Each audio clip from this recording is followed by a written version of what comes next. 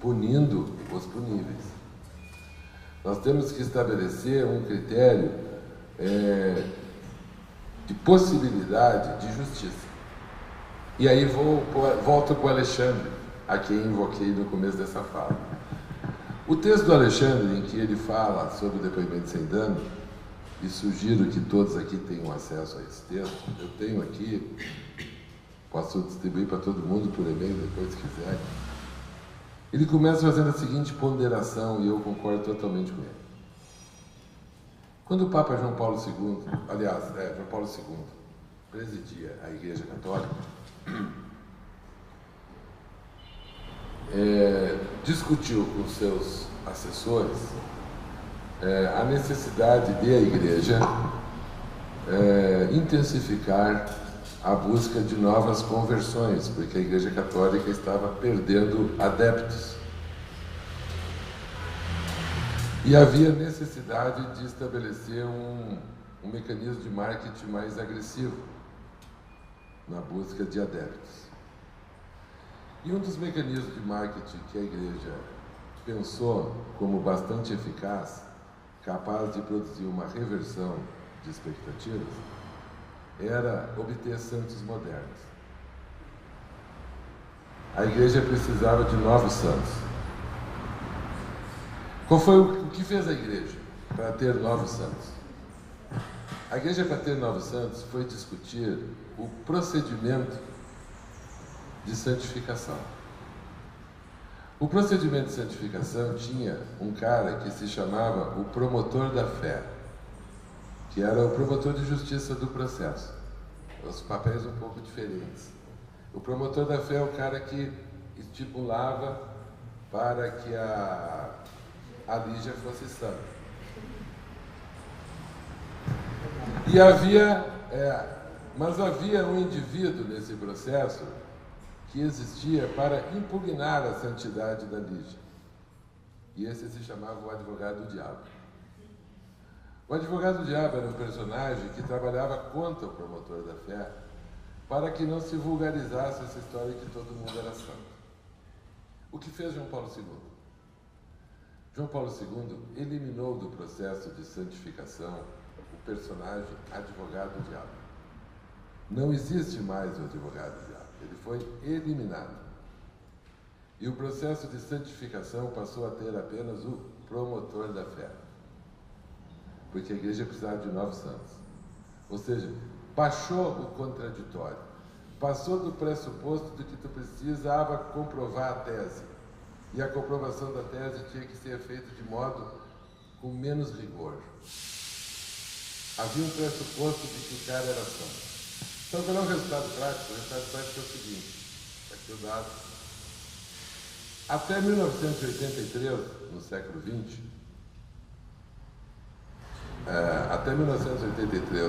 XX, num arco de mais de 80 anos, a Igreja Católica tinha conseguido nomear 98 santos.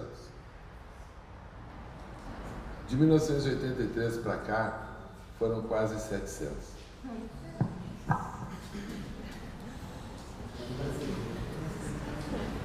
Certo?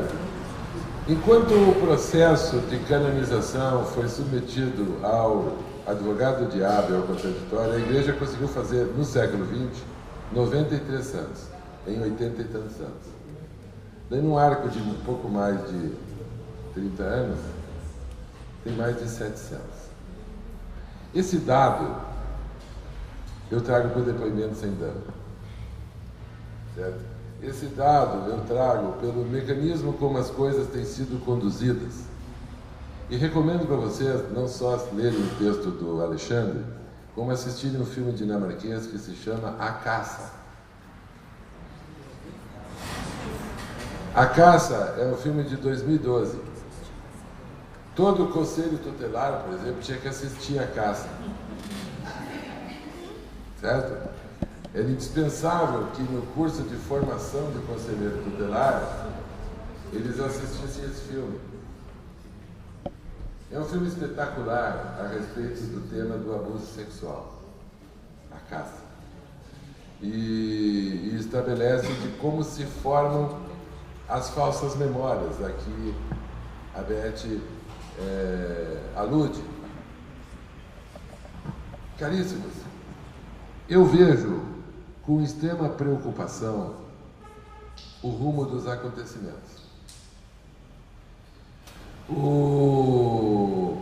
Aparentemente, há um conjunto de fatores que estão conduzindo a que essa utilização dessa metodologia, sem uma reflexão em torno dela, e levando inclusive a um movimento para produzir uma reforma no Código de Processo Penal, para que isto seja introduzido como método de colheita de prova institucionalizado no âmbito do Código de Processo Penal e, portanto, obrigatório em todo caso. E aí que eu digo, vocês paulistas têm uma responsabilidade muito grande. Eu sou gaúcho, eu sou um cara da província, e as discussões que se dão no âmbito da província, elas têm uma determinada repercussão. Agora, quando as decisões se dão no âmbito de São Paulo, as coisas acontecem em todo o Brasil. O lado que São Paulo se inclina, o Brasil vai atrás. Então, esse debate que está havendo aqui em São Paulo, ele é um debate muito grave. Ele é muito sério. Porque no Rio Grande do Sul, não obstante esse depoimento sem dano seja um mecanismo que esteja difuso, ele não é obrigatório. E esse equipamento, muitas vezes, ninguém usa. Ele é disponibilizado, mas ele não é obrigatório, ele é alternativo para eventuais circunstâncias, posso até admitir que eventuais circunstâncias possam ser úteis. Não vou partir do pressuposto da demonização.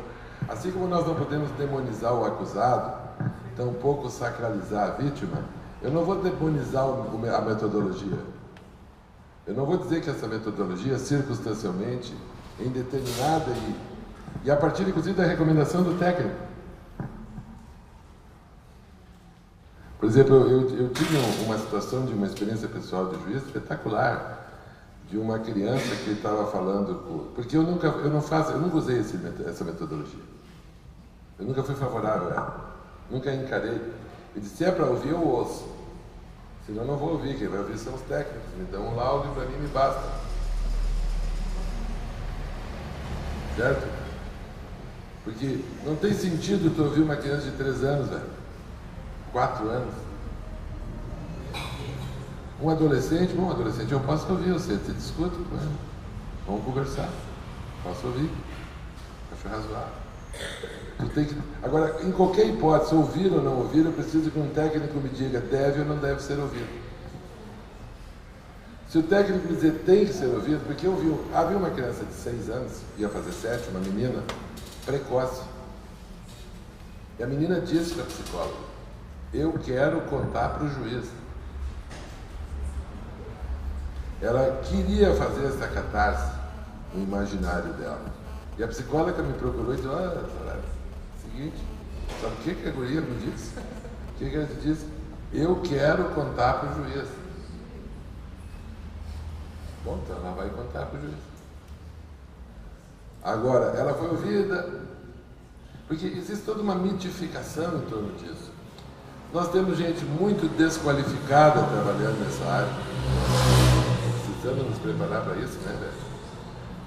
E os juízes têm se utilizado desse mecanismo de depoimento sem dano, na minha opinião, como a delegação de um desconforto. Porque ouvir uma criança a que se atribui a haver sofrido um abuso sexual é uma circunstância de muito desconforto, muito intenso desconforto. A hipótese de tu usar um ventríloco, uma tercios, uma máscara, para tu não precisar te revelar em face dessa criança, é muito confortável. Inclusive para perguntas idiotas, assim, tipo essa, porque daí tu te esconde atrás de outro. Eu quero dizer aos senhores e às senhoras que estão aqui que nós precisamos discutir com a justiça. Eu acho que o Conselho Federal de Psicologia e o Conselho Federal de Assistência Social acabaram se posicionando de tal modo, e eu sou totalmente a favor dos argumentos que o Conselho Federal de Psicologia, esses eu conheço melhor, pautaram, participei inclusive de audiências públicas, só que a coisa ficou de um jeito que virou uma disputa de poder. Quem é mais poderoso? Se é o poder de Estado judiciário que decidiu que isso é bom, ou se é o Conselho. Nós temos que mudar o foco dessa discussão do debate do poder para passar o foco para o debate da ciência. Isso não pode ser uma discussão de poder. Isso tem que ser uma discussão de ciência. Estabelecer esse debate no plano da ciência, do que efetivamente isso é útil. Por exemplo, eu conheço profissionais que não manejam adequadamente essa coisa das falsas memórias, as FMs, e são terríveis nesse mundo da infância. Terríveis. E esse conjunto de intervenções que há com uma criança, que até a palavra dela chegar ao conhecimento de um técnico é uma palavra muito contaminada, com uma série de conceitos que ela nem domina e que lhe foram introduzidos na linguagem. Então, essa hipótese do depoimento sem dano como a pedra filosofal que vai nos redimir da nossa incompetência e das nossas fragilidades, é um engodo. Na realidade, nós temos que discutir todo um mecanismo de um sistema de atendimento, onde isso é a última coisa a ser objeto da discussão. É como se nós estivéssemos aqui preocupados em comprar um avião, quando nós não temos piloto, não temos pista, não temos hangar, e temos um avião parado no meio do campo. Eu não entendo essa preocupação e essa ênfase, porque essa questão tem que ser precedida por um conjunto de outros mecanismos. A possibilidade de tu ouvir... O ano passado, eu fui chamado, já aposentado, e eu sou um advogado bissexto.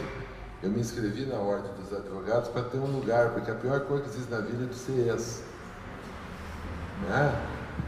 Ex é um horror, velho. O ex é um negócio desqualificante, né? O cara é ex. Né? Então eu não sou ex nada, eu sou advogado, porque eu me inscrevi na OAB para ter um lugar, porque nós precisamos ter um lugar. Na vida ninguém vive sem um lugar. Certo? O meu lugar, a vida inteira, foi um lugar de juiz, 28 anos, daquela janela eu vi o mundo, mas não é mais meu lugar, saí dessa janela. Só que eu queria ter um lugar. Quando eu, ano passado, já neste lugar, me ligam do Rio Grande do Norte, um homem chorando. Sim, cidadão. Ah, doutor, me indicaram o senhor. Sim, me indicaram porque eu sou médico, velho. Não. Eu acabo de ser condenado a 14 anos de prisão, acusado de abusar sexualmente do meu filho. Como? Sim, eu preciso que alguém me defenda. Tia, mas não te conheço. Mas olha, eu só posso te defender se tu vier aqui em Porto Alegre falar comigo, eu saber quem tu é, eu olhar nos teus olhos, saber a tua história, me traz todo o processo. Me traz a tua mulher e traz todo mundo, eu quero saber o que houve. O fato era o seguinte, ele tinha tido uma relação extraconjugal e tinha tido um filho nessa relação extraconjugal. Ele era um bígamo, sabe esse cara que tem várias mulheres, assim, um trígamo talvez. Um indivíduo, mas um homem bom, um homem simples. Um homem simples, bem sucedido economicamente, no sentido de trabalhar com construção civil. Não era rico, mas era um homem imediato. E tinha essas mulheres paradas. Só que esta fez um filho e ele administrava tudo. Só que ele resolveu casar com uma que não é esta. E se construiu todo um processo de alienação parental violento. E ela fez várias acusações contra ele de toda a ordem. Até que daqui a pouco começou a tramitar a acusação de abuso sexual. Eu fui ler tudo, que me detive a estudar a história daquele homem. Eu assisti 5 vezes o vídeo do depoimento sem dano. Ai, foi um depoimento sem dano? Foi. A coisa mais patética que eu já vi na minha vida, aquela edição. E depois, aquilo só confirmou o que eu sempre imaginei. Isso é um absurdo, né? Porque foi construído uma hipótese, foi feito um depoimento para provar uma hipótese de que alguém, e aí é um detalhe, a Vara da Infância e Juventude do Rio Grande do Norte havia lutado contra a vara penal para ter a primazia da instrução dos processos crime em que criança fosse vítima. E o grande argumento de eficácia da Vara da Infância e Juventude é o índice de condenação. Certo? Ou seja, isso passou a ser um indicador de eficiência. Então o cara caía ali, era um moedor de carne, velho. Enquanto a criança não dissesse que foi abusada, não terminava o depoimento sem dano. Eu assisti várias vezes, porque eu fui pontuando aquilo num olhar. Daí eu telefonei pro cara e disse, olha cara, eu agora vou aí, não sei se tu vai me pagar, espero que tu possa, mas eu faço questão de participar da situação, porque isso aqui é um absurdo.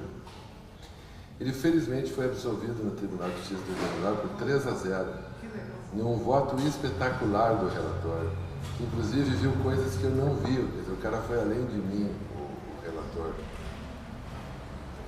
e absolveu o cara. Existe. No estado do Rio Grande do Norte. Não é do sul, é do norte, mas é tudo a mesma coisa. Porque lá também tem esses erros, só que eu não participei. Eu estou falando de um que eu participei. Eu vi. É chocante. É chocante. Faço essas considerações para dizer que não é suficiente, embora indispensável, para estabelecer um protocolo de procedimentos. Como também nós temos que discutir a questão do tempo na infância. O tempo da infância tem uma dimensão completamente diversa do tempo da vida adulta. O tempo na infância é outro tempo. E o sistema de justiça tem que aprender a lidar com... Vou dar um exemplo. Eu sempre uso isso para discutir o princípio da brevidade. Vejam. Isso é do Antônio Carlos Gomes da Costa, pessoas com 50 anos, vocês devem conhecer pessoas com 50 anos. Pessoas com 50 anos são aquelas pessoas que se encontram na festa de Réveillon e um olha para o outro com uma cara de pateta e diz assim, parece que foi ontem. Ou diz assim, o ano passou voando. Essas são frases típicas de pessoas com 50 anos. Por que pessoas com 50 anos têm a sensação que parece que foi ontem e que o ano passou voando? Pessoas de 50 anos têm a sensação que parece que foi ontem e que o ano passou voando? Porque um ano para uma pessoa de 50 anos equivale a 2% de toda a sua existência. E o tempo, para todos nós, independente da nossa idade, é um relógio de areia, que começa a correr como uma ampulheta e não para mais.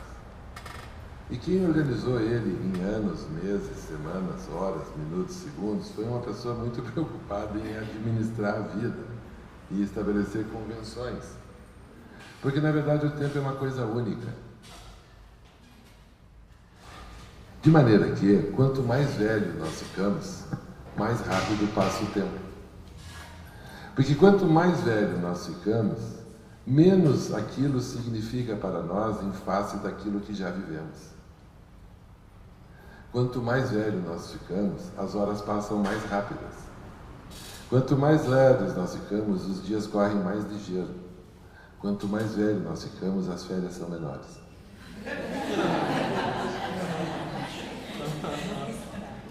Para uma criança de 3 anos,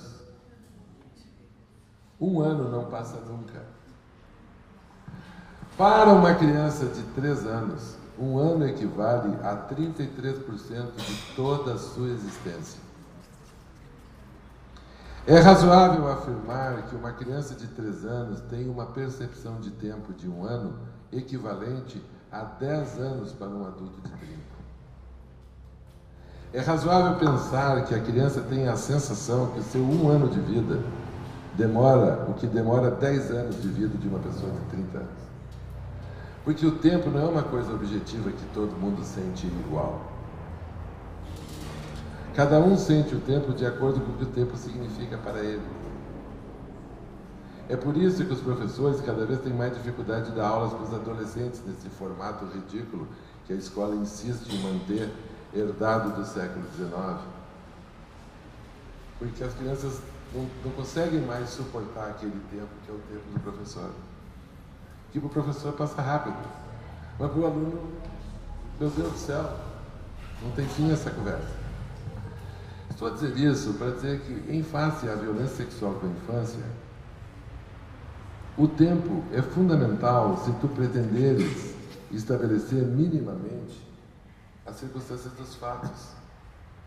E daí eu ouvi um depoimento sem dano, 1 ano depois do fato, 1 ano e meio depois do fato. É uma bobagem, velho. Se aquilo não vier precedido de um estudo técnico, de uma avaliação se efetivamente que tipo de construção aquela criança tem, de uma avaliação social das condições em que aquela criança vive, para saber que tipo de informações ela possa passar a receber, de uma informação, não terá valor nenhum, será uma pantomima que só vai servir para fazer um santo que nem o João Paulo II fez para a Igreja Católica uns quantos. Um santo que é o contrário, na verdade. Porque daí, conduzido daquela maneira, como muitas vezes é conduzido, a criança tem uma tendência de confirmar o que lhe é perguntado. Porque a criança tem um desejo de confirmar o que o adulto lhe pergunta, porque isso é uma maneira de se livrar daquela inquirição. Amigos, é tão sério o momento que nós vivemos, precisamos tanto. A Defensoria Pública precisa se posicionar. O Poder Judiciário está tomado por uma coisa que envolve narcisismo, que envolve institucionalidade, porque se construiu essa hipótese como uma hipótese verdadeira, e o poder não admite ser questionado, porque nós estamos num déficit de democracia, quando que, na verdade, a melhor coisa que tem no mundo é o poder, é a possibilidade de discutir o poder, o debate. Veja, alguém um dia me disse: Saraiva, tu só faz polêmica. Não, eu não faço polêmica nenhuma, nem gosto de polêmica. Eu só quero te contar para vocês que uma das hipóteses de que o homem tenha dominado o fogo, e com o fogo iluminado à noite, foi a partir do choque de 2 pedras. Dizem que uma hipótese da faísca é esta, ou seja, o embate produz a luz. É necessário, isso não pode passar como um rolo compressor. Ao modo como esse depoimento sem dano tem sido operacionalizado Brasil afora, é dramático. É dramático. Pode ser que existam algumas experiências notáveis aqui ou acolá. Eu não vou me autorizar a dizer que não. Eu tampouco vou desprezar a boa intenção das pessoas e tampouco a qualificação de muitas delas. Não é? Agora, nós estamos discutindo aqui a institucionalização de uma política de Estado. Isso é muito mais complexo, isso é muito mais grave. A institucionalização, nós estamos trabalhando com um mecanismo alternativo, possível de ser operacionalizado em certas circunstâncias. Nós estamos criando um mecanismo de Estado, criando uma imposição de metodologia. Bom, aí eu acho que nós temos que pensar a respeito disso. A experiência acumulada que nós temos é insuficiente para um juízo.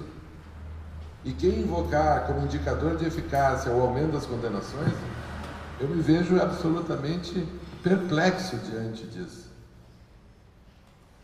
Porque isso me produz um sofrimento, que nós possamos estar utilizando tal lógica como apta a fundamentar a justificação de um movimento.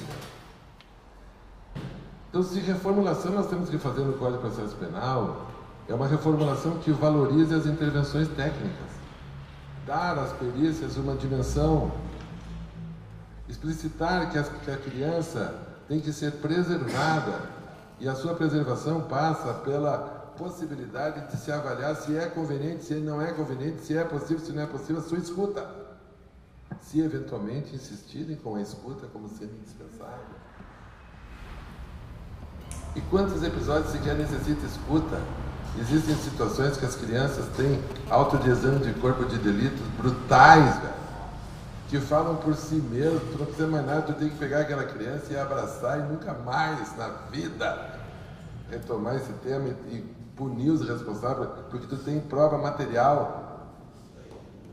Nós estamos trabalhando na perspectiva de questões muito sutis, que às vezes não deixam provas materiais e que precisam ser muito bem examinadas, porque isso se transformou, a acusação de abuso sexual, numa indústria de alienação parental nesse país. Uma indústria de alienação parental gravíssima, porque uma acusação desse tipo tem o dom de paralisar a todos. As pessoas se quedam paralisadas diante de uma tal acusação. É impressionante o efeito que uma acusação dessa natureza produz. A tão só acusação é absolutamente estigmatizante. A tão só acusação. Estigmatizante para o réu e para a vítima. E ela paralisa todos os protagonistas.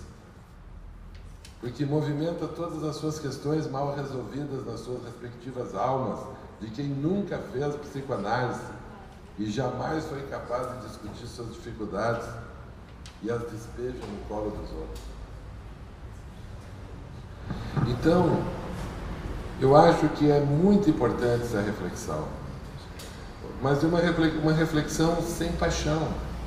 E eu insisto, não estou aqui a fazer deméritos do trabalho do José Daltoé, do José Antônio Daltoé, do Eduardo Melo, do conjunto de... Não, eu sei, eu reconheço o mérito no que eles propõem. Agora, não posso admitir que pretendam impor isso de cima para baixo como uma única alternativa, um mecanismo único, fechado, cerrado, desqualificando os saberes técnicos de homens e mulheres que há muitos anos trabalham, desqualificando a escuta dos conselhos de psicologia dos conselhos. Senhores, isso é uma onipotência inaceitável. Nós temos toda uma construção no Estatuto da Criança e Adolescente de um trabalho transdisciplinar e interdisciplinar. Nós temos que aprender a trabalhar com isso. Não pode, na hora H, a transdisciplinaridade servir apenas para consolidar o poder. Então, eu falo porque estou assustado. Acho que tem muita gente presa injustamente no país, resultado desse procedimento. Como possivelmente existirão muitos soltos e livres e absolvidos também por causa disso. Não tenho dúvida. Agora, me assusta imaginar que quando tu questiona uma questão dessa, tu diz, mas tu o que tu quer? Tu é a favor da impunidade? Não sou a favor da impunidade, eu sou a favor da justiça. Nós temos que trabalhar com a perspectiva da justiça. Justiça como valor ético, aquele que tu coloca lá, não justiça enquanto sistema de justiça. Justiça enquanto valor ético, indispensável numa sociedade democrática. E com liberdade, e com preservação da infância. Nós conhecemos pouco desses mecanismos da infância. Só o tempo da infância, por exemplo, a dimensão diversa que o tempo tem na infância, já fulmina os nossos movimentos. Essa breve reflexão que fiz sobre o tempo, já estou parando já revela que nós temos que mudar os nossos mecanismos de atuação. Porque um ano depois a vaca já foi para o brejo com sogra e tudo que tu vai buscar ali já é outra coisa, já não é mais o que imaginavam que pudesse ter sido. Então nós vamos qualificar e finalizo dizendo que todo esse nosso debate vai ser um fracasso total se não for trazido para cá os conselhos tutelares, que são as pessoas, os protagonistas disso aí em primeiro momento, porque tudo começa por ali, pelo conselho tutelar.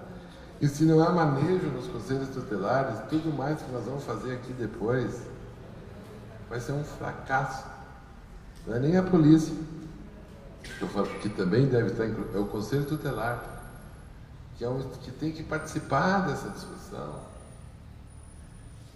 Porque, em última análise, a responsabilidade penal desses atores, ela começa lá numa ocorrência do conselho tutelar. Porque 95% desses casos começam pelo conselho tutelar, depois que vão para a polícia.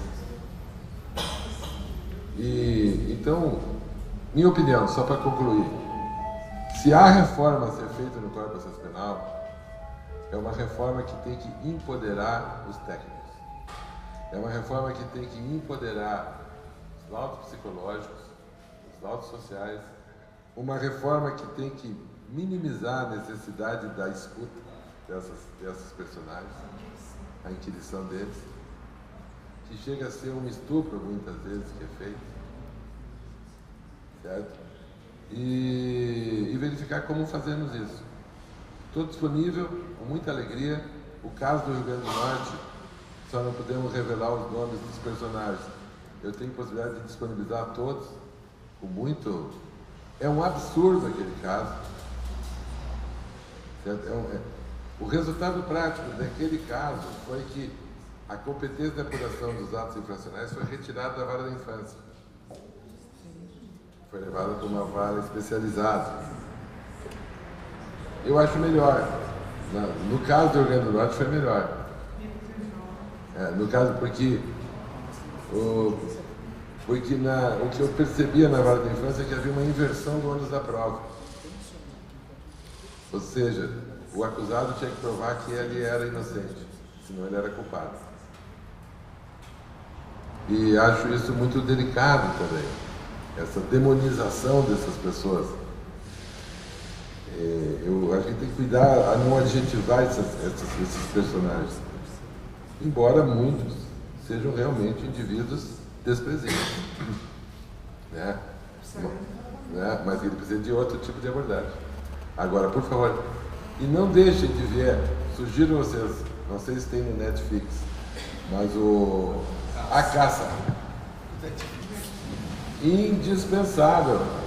Na minha opinião, é um filme que devia estar na carta curricular da formação desses professores, porque é um filme, há outros, né? Mas esse é espetacularmente interessante. E versa sobre a acusação de abuso sexual contra um professor de pré-escola.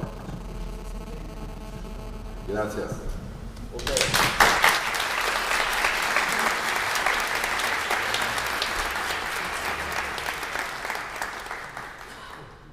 Bom, sem demoras, já passo a palavra para Lígia do CREAM.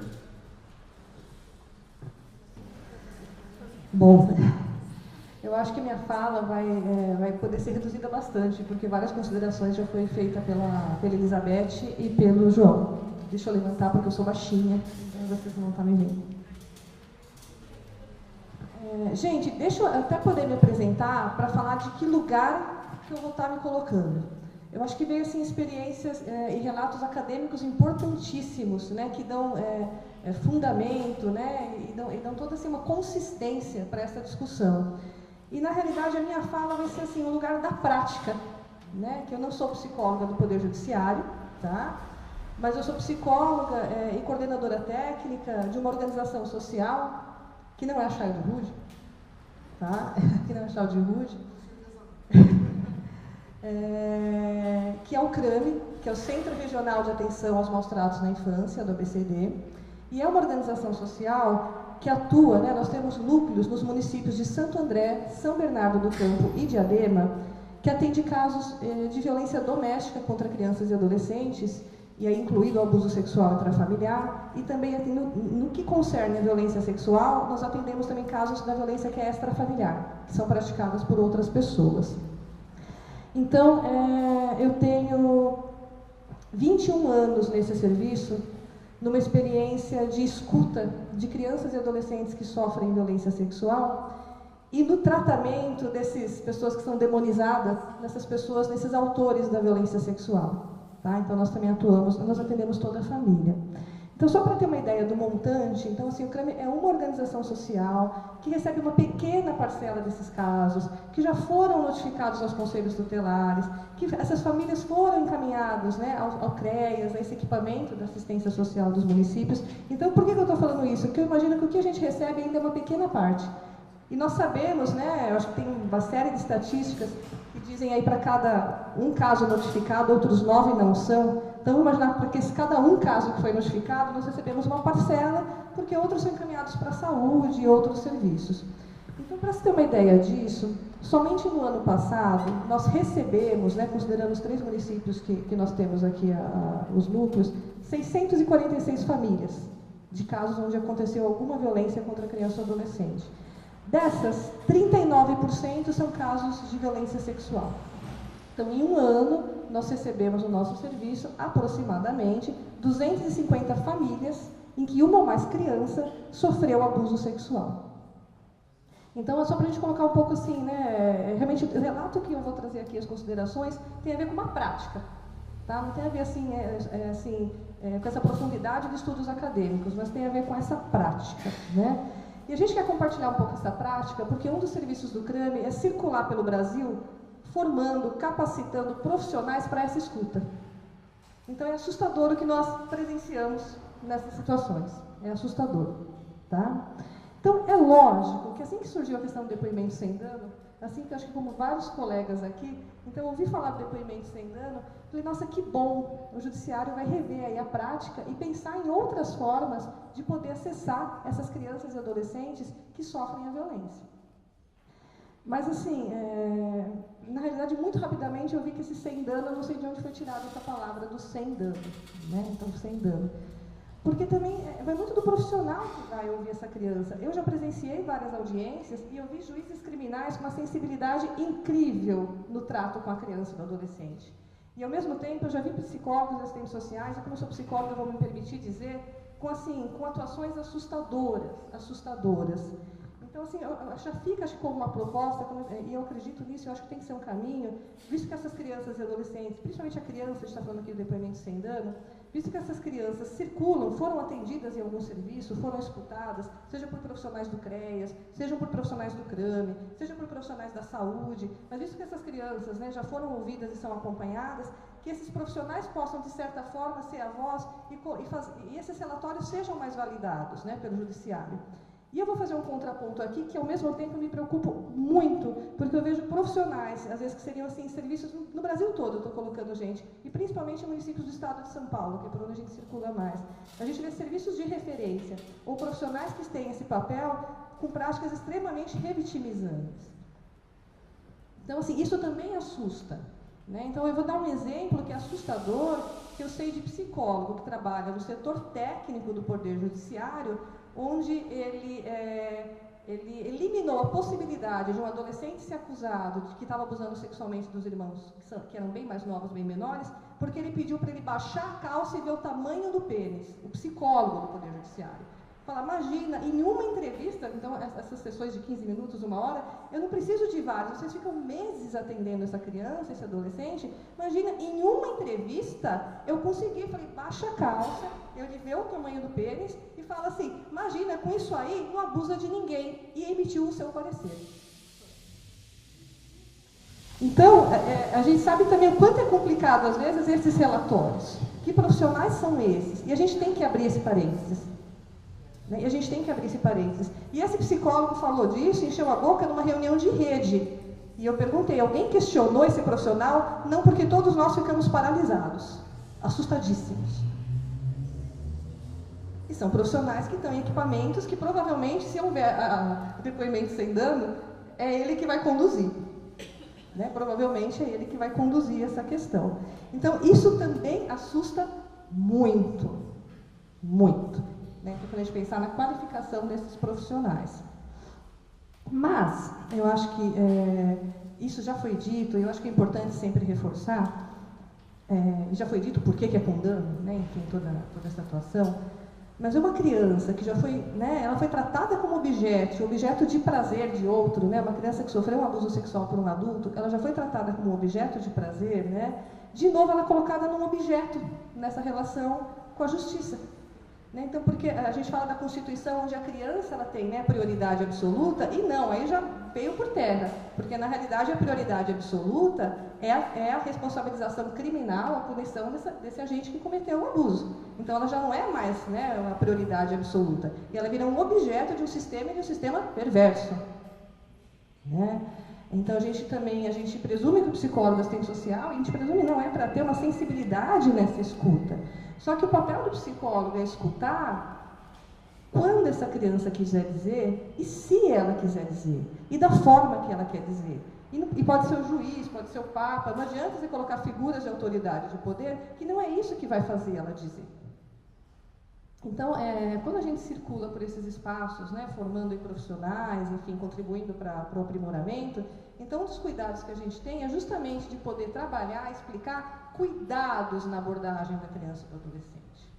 Porque também tem muitos profissionais das áreas psi, social, segurança pública, magistratura, ninguém fica fora disso, que às vezes tem, né, no sentido da melhor da boa intenção, mas falta qualificação de como conduzir essas questões. E aí eu questiono que validade que vai ter isso para o judiciário numa criança que é induzida, com perguntas muito dirigidas. Acho que foi dado exemplos aqui. Né? Uma coisa é perguntar assim, né, o que aconteceu, quando aconteceu, e outra coisa é assim, seu pai mexeu com você? Sim. E levar essa fala da criança muito a pé da letra. Porque a criança ela vai ter a forma dela de se expressar. A gente falou do tempo do adulto, do tempo da criança, que é diferente do tempo do judiciário. Porque esses processos também, né, o sistema num processo, né, criminal, vai ser a longo prazo. E muitas vezes já se passou muito tempo. E a criança vai ter outras recordações e outras formas de expressar isso. Né? Então, assim, será que aquilo que é dito no depoimento sem dano, será que tem uma validade, passado o tempo do processo, passado o tempo que foi conduzido, da forma que foi feita essas questões? E a criança, ela tem um simbolismo para falar. Né? Então, a criança não vai dizer com todas as letras, meu pai fez tal coisa, meu irmão, ela não vai dizer isso. E aí, para o judiciário, será que a fala dessa criança vai ter um significado? Eu vou dar um exemplo. Então, por exemplo, nós tivemos no CRAME 2 crianças atendidas por uma situação de abuso sexual. Então, o menino de 4 anos e a menina de 3, 2 irmãos. As crianças pediram para serem escutadas pelo assistente social. Então, quando a gente está conversando com adultos, você não vai falar comigo? Então, um profissional, lógico, né? Você quer falar comigo? Quero, então vamos entrar, vamos conversar. Porque com crianças pequenas, geralmente é mais delegado para o psicólogo mesmo, mas a criança pediu para conversar com o assistente social. Então, o menino, nesse relato, começou a contar o episódio abusivo que ele sofria. Que entrava no quarto à noite, que tirava a roupa dele, que, enfim, né? E o menino, todo tempo, ele falava, o bicho papão entra no meu quarto, o bicho papão faz tal coisa, o bicho papão. Então, assim, para o judiciário vai ter uma função do bicho papão, porque essa criança não consegue nomear de uma outra forma. E aí, o que os profissionais vão dizer? Olha, bicho papão não existe, essa criança fantasia, logo o abuso não aconteceu. Só que tinha essa menina de 3 anos do lado, ouvindo o relato do irmão, porque o bicho papão, o bicho papão, o bicho papão, o bicho papão. Uma hora essa irmã de 3 anos dá uma cotovelada nele e fala assim, escuta fulano, o bicho papão é nosso pai. Será que você não entendeu ainda que o bicho papão é o nosso pai? Então, a criança, ela vai se expressar da forma dela. E não dá para você impor uma outra, porque o judiciário precisa nominar essa pessoa. Então, a criança não dá para ficar como um objeto desse sistema que acaba sendo perverso e revitimizada, sim. Ela tem que falar em diversos equipamentos, em diversos serviços, ela tem que passar para o judiciário, e isso não é, né, a depoimento sem dano, não é escuta, é inquirição. A gente falou, a criança tem o direito de ser ouvida, não o dever de falar. É diferente. Então, ela tem o direito de ser ouvida, né? Ela tem o direito de ser ouvida e não de ser inquirida. E não de ser inquirida. A gente entende como fica difícil para o judiciário manejar essas questões. Nós também temos a angústia, muitas vezes, da sensação da impunidade. Nós sabemos, muitas vezes, que tem casos, né? A gente tem, às vezes, certeza que aquela situação que aconteceu, que aquela criança está em risco, que você tentou outras medidas. Mas não dá para a punição do agressor vir em primeiro lugar do que a proteção dessa criança. E para essa criança ser protegida, não tem que estar condicionada a isso. Né? Como a gente vê também delegacias se recusando a abrir boletim de ocorrência se não vier um laudo do psicólogo. O delegado tem o trabalho dele, a polícia não pode ser condicionado ao laudo do psicólogo. E, infelizmente, eu não sei se as faculdades, se o Conselho Federal de Psicologia vai rever isso, né? Mas, infelizmente, nós ainda não temos os nossos instrumentais, tarô, bola de cristal, cartomancia, para poder dizer se uma situação aconteceu ou não. Né? Eu sei que eu estou sendo irônica, mas é o que nos solicitam. Né? A gente quer saber se sim ou se não. Ah, talvez não me interessa. Paciência que não te interessa, porque às vezes a gente atende 1 ano, 2 essa criança e a gente não tem certeza do que aconteceu. Mesmo porque para nós é importante no sentido assim, de acolher, de escutar e de tratar todas essas pessoas. Então também a gente vê a questão de ser delegado aos profissionais do serviço social, da psicologia e outras esferas, né? É delegado, é cobrado um papel e os profissionais, porque vem uma demanda do judiciário, se desesperam e acham que tem que fazer. E eu fico pensando quantos esses profissionais se sentem fortalecidos ou empoderados ou empossados do teu papel. Né? Para a gente não é problema dizer assim, olha, não é o papel. E não dá para dizer isso. Não dá para dizer isso. Né? Então, são questões que preocupam. Então, isso é extremamente revitimizante para a criança. Isso é extremamente revitimizante. Né? Então, eu acho que a gente está fazendo um panorama. Né? Então, eu acho que eu também estou um pouco pessimista como os demais colegas, a gente não consegue ter uma visão otimista, porque, na realidade, é uma posição extremamente arbitrária. Né? Eu acho interessante quando vem a questão de que os conselhos não podem proibir o profissional de falar. Né? Então, o Conselho Federal de Serviço Social não pode proibir a prática do profissional, né, de assistente social de fazer o que vai fazer ou não. O de psicologia não pode, mas o judiciário pode. Então, o conselho que nos rege, tem todo o preparo, não pode dizer o que é viável, mas o judiciário pode. É uma inversão, é uma ingerência. E aí eu fico assim, pensando até assim, e aí eu não estou dentro dos conselhos enquanto instância, não estou lá atuando dentro dos conselhos, mas eu sei que está tendo toda uma mobilização e não está se aceitando isso de uma forma passiva ou submissa, e às vezes eu me preocupo, que nem acho que o João falou, fica às vezes uma briga de poder, e a gente não perdeu o foco dessas questões, mas visto assim, que está tendo uma ingerência, um órgão de fora, dizer o que pode ser prático ou não dessa categoria profissional, há de ter meios de defesa. Há de ter meios de defesa.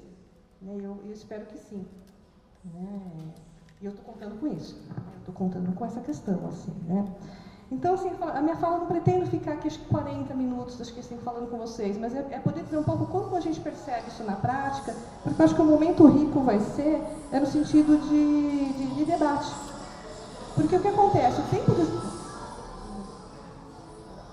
A gente fala que o tempo do judiciário é tão longo e às vezes o despreparo dos profissionais nessa escuta, que é muito comum, a gente está falando das falsas denúncias, né, da falsa alegação, mas também é muito comum a retratação da criança no tocante, quando ela vai ser ouvida no tocante à violência sexual. O que é a retratação?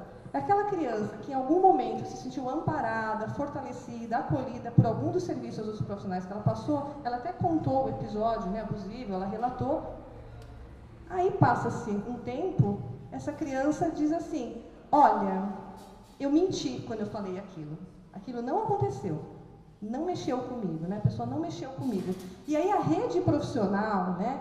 E fica muito tranquilo, fala, tá vendo? Olha o que a gente ia fazer, né? Essa criança, olha, e aí a família, todo mundo envolvido, olha como ela é mentirosa, todo mundo fala, ela desmentiu.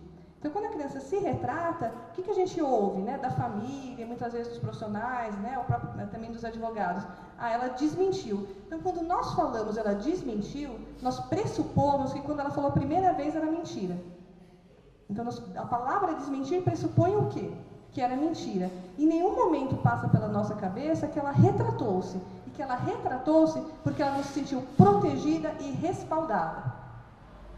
Respaldada. Então, indica muito, lógico que indica a falha da proteção da família, mas indica a falha da rede de profissional de intervenção, sim. E nós não podemos tirar a nossa responsabilidade disso. E eu imagino que essa questão do depoimento sem dano vão acontecer inúmeras retratações. Inúmeras retratações. Então, a gente vai ter casos que a criança vai ser coagida a falar e não aconteceu, e aí sim a gente está falando no sentido da falsa, né, denúncia, mas a gente também vai ter situações onde a criança está naquele espaço, não importa que ela não está vendo a pessoa que agrediu dela lá na sala, mas ela sabe que essa pessoa vai ter acesso. Então, assim, quando a gente vai falar para a criança, aqui você está protegida, porque estamos só nós, isso é verdadeiro? Com que cara deslavada os profissionais que vão estar lá com essa criança na sala especial, onde estão tirando até os brinquedinhos, né, para ficar mais em visão para a câmera, essas coisas. Então, com que cara deslavada, com que postura ética, seja o psicólogo ou assistente social vai dizer para a criança que ela está protegida da situação, e quando ela sair de lá, quais são as consequências futuras disso? Quais são as consequências? Porque acesso ao processo vai ter, e é lógico, ele tem que ter ampla defesa, ele tem que ter. Então, assim, a gente acha que ela está protegida porque naquele espaço, naquele engodo, as pessoas não estão vendo ela. Então, o que é mais violento, o que é mais antiético, hein? Porque a gente vai ter que dizer para essa criança, né? Olha, então a gente não vai dizer assim, olha, você fica tranquila que estamos só nós aqui, ninguém vai saber o que você vai dizer. Lógico que não. A gente vai dizer o contexto que essa criança está. Né? E aí ela sai de lá, como é que fica com isso? E realmente, a criança tem uma hora que ela não aguenta esse peso e ela vai falar o que você quer ouvir. Fala logo o que você quer ouvir. Para mim sair daqui, eu tenho que falar o que você quer ouvir. O que você quer que eu diga? Então eu digo. Eu digo. Então são espaços extremamente revitimizantes. Então, e aí nós temos que estar atentos a todas as práticas profissionais. Porque também já vi delegado fazendo a cariação de criança de 3 anos com a pessoa que foi acusada de abusar sexualmente. Também já vi isso.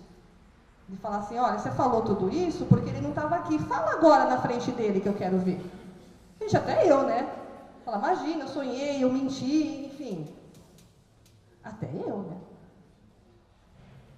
Então tem uma série de questões, a gente vai circulando por vários municípios aí, né? Do estado de São Paulo, não vamos nem falar de Brasil, do estado de São Paulo, carro-chefe, né? A gente está falando de uma série de ações, mas tem coisas grotescas e assustadoras acontecendo aqui. E agora vem mais essa, que é o depoimento sem dano, que está sendo colocado sem um debate consistente, sem ouvir as pessoas envolvidas nessa questão, né?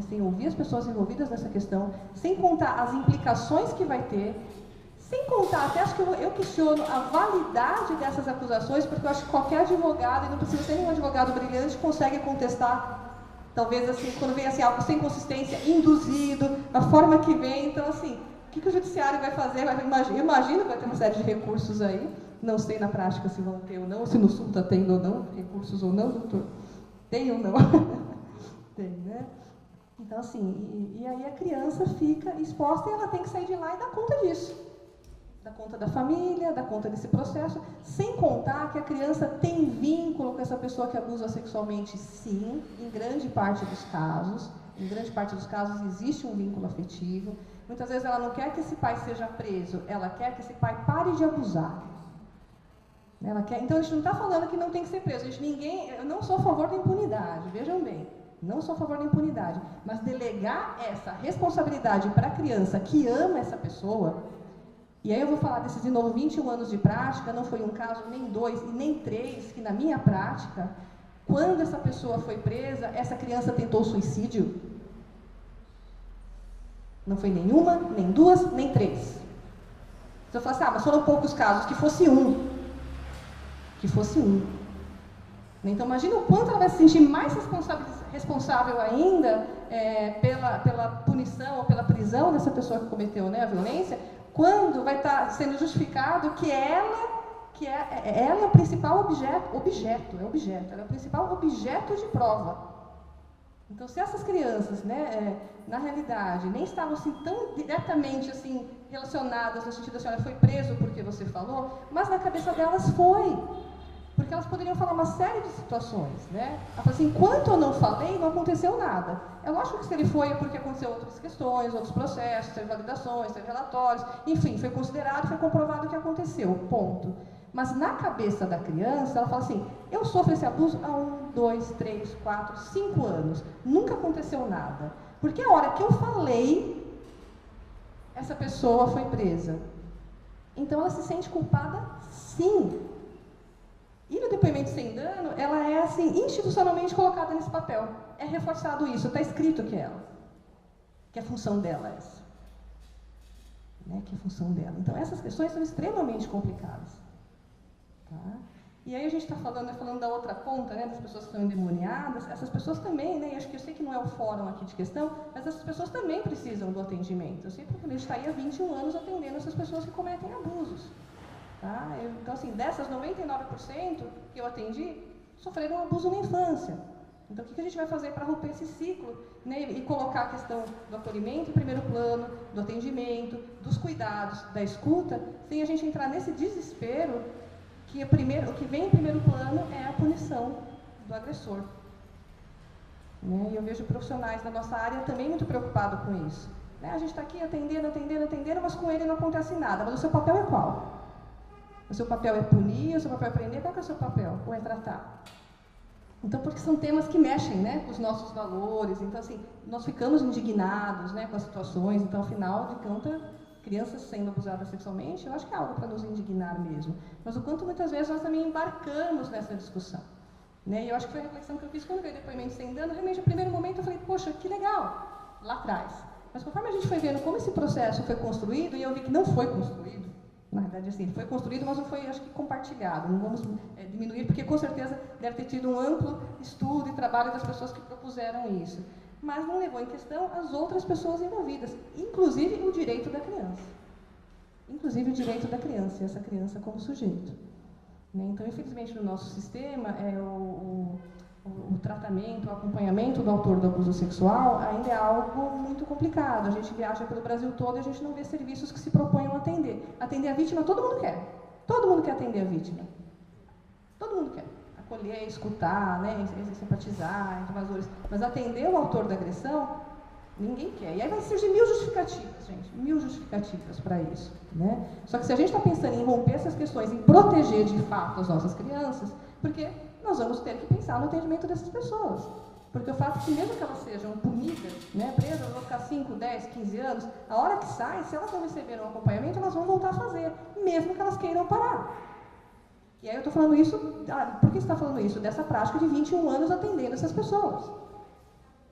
Então, né, atendendo essas pessoas. Então, essas questões têm que serem revistas. Tá? Na verdade, são algumas considerações que eu queria fazer, gente. Né? Acho que eu queria fazer.